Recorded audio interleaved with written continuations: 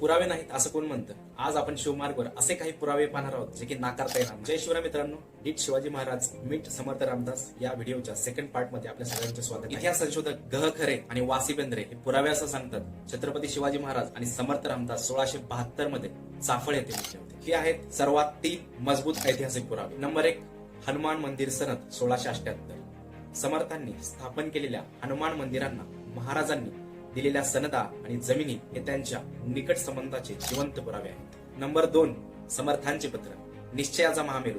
हे पत्र कुणाला माहिती नाही, अख्ख्या जगाला माहिती आहे. हे पत्र फक्त स्तुतीपर पत्र नाही, तर ह्या 2 महापुरुषांच्या विचारांचे ऐक्य दर्शवते. नंबर 3, इंग्रजी दप्तर 1675. बऱ्याच ब्रिटिश नोंदीमध्ये महाराजांच्या गुरुचा उल्लेख आलेला आहे आणि बऱ्याच इतिहासकाराच्या मते ते दुसरे तिसरे कोणी नसून ते समर्थ रामदास आहेत. महाराजांनी समर्थांना राहण्यासाठी सज्जनगड दिला.